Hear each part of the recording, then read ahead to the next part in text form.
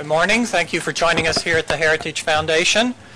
I'm John Hilbolt, Director of Lectures and Seminars, and it's my privilege to welcome you to our Lewis Lehrman Auditorium, to welcome those who are joining us on the heritage.org website, and to make that last-minute reminder that we do appreciate cell phones and other electronic devices being turned off during the presentation. Our program will be posted within 24 hours on our Heritage website for your convenience, and we, of course, invite you to visit that website often for future events, including other events that we will be having this year on Tibet.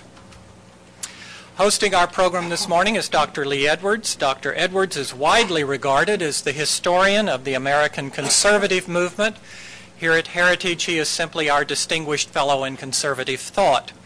He also serves as chairman of the Victims of Communism Memorial Foundation and is an adjunct professor of politics at the Catholic University of America.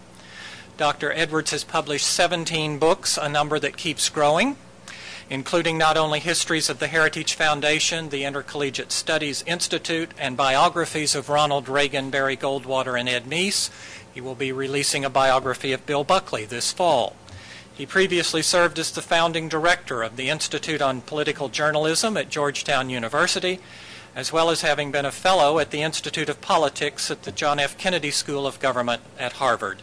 He is also a past president of the Philadelphia Society and has been a media fellow at the Hoover Institution. Please join me in welcoming my colleague, Lee Edwards. Lee.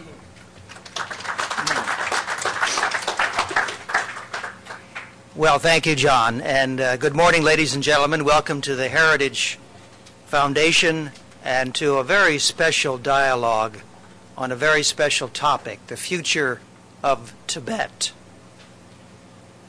We are here this morning, in fact, to examine one of the most brutal examples of political, cultural, and religious oppression of the past century, the occupation of Tibet by the People's Republic of China.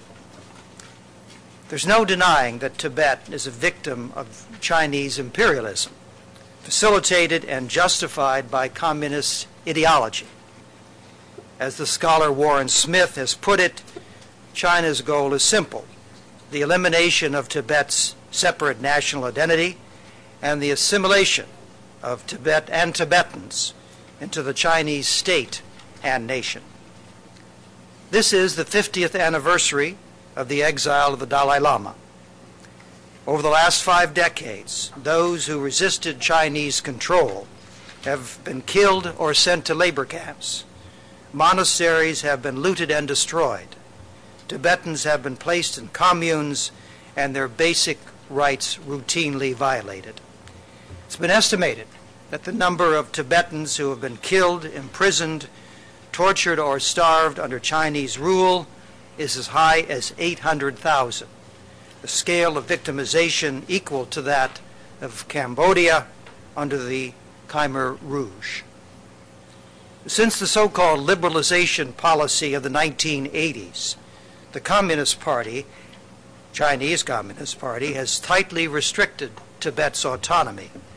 The Dalai Lama has been increasingly vilified. Last year's protests across the Tibetan plateau led to harsh crackdowns by the communists. This year, Tibetans have boycotted celebrations of the Tibetan New Year in memory of the victims of that suppression. Tibet and Communist China seem to be at an impasse. So what is the future of Tibet? Can talks between the Dalai Lama and the Chinese Communist government lead to any true progress? We've invited Harry Wu, Executive Director of the Laogai Research Foundation, and Lodhu Gary, Special Envoy of His Holiness the Dalai Lama, to lead our dialogue this morning. Harry Wu was born in Shanghai and was headed for a career in geology when he publicly protested the 1956 Soviet invasion of Hungary.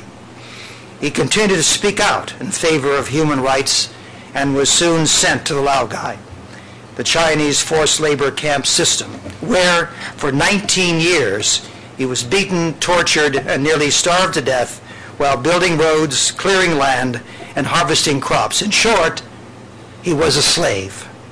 Miraculously, he survived. Released in 1979, Harry Wu came to America, where he founded the Laogai Research Foundation, and has become a leading spokesman for human rights in China and against China's Laogai system, which exists to this day. He's one of the most inspiring champions of liberty I have ever met. Lode Gary is the special envoy of His Holiness, the Dalai Lama, the lead person designated by the Dalai Lama to engage in negotiations with the Chinese government. He also serves as the executive chairman of the board of the International Campaign for Tibet. Mr. Gary was elected to the Tibetan Parliament in exile and became its chairman. He has held several cabinet positions, and in 1988 became senior cabinet minister for the Department of Information and International Relations. Born in eastern Tibet, Mr. Gary and his family fled from Tibet to India in 1959. He presently lives in Northern Virginia with his wife and 6 children. I'm going to ask Harry Wu to begin our dialogue this morning on the future of Tibet.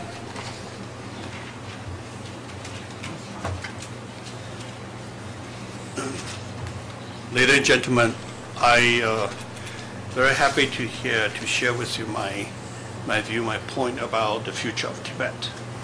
Majorly, I have 3 points. The first one is the importance of Tibetan independence movement. Second point is historical perspective. And the third one is the freedom in Tibet. From my view, that the People's Republic of China, just like a plate, every country, every regime is just like a plate. America also like a plate. But Chinese plate was combined with 30 different provinces and major cities like Beijing, Shanghai, Chongqing, whatever. And Tibet is a small part of the plate.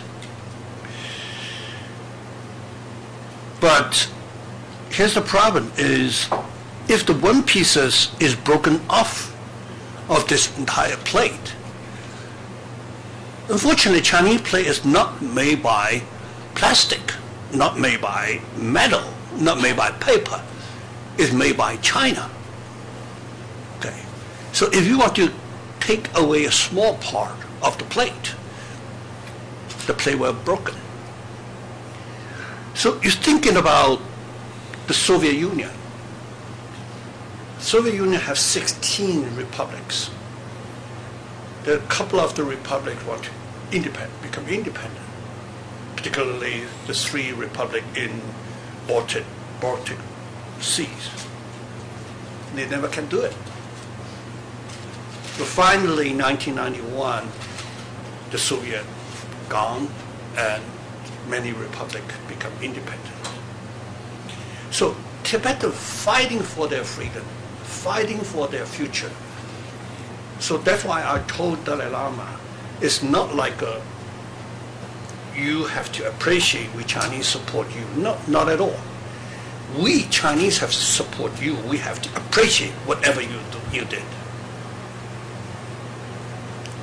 Because they are breaking down the communist system inside China.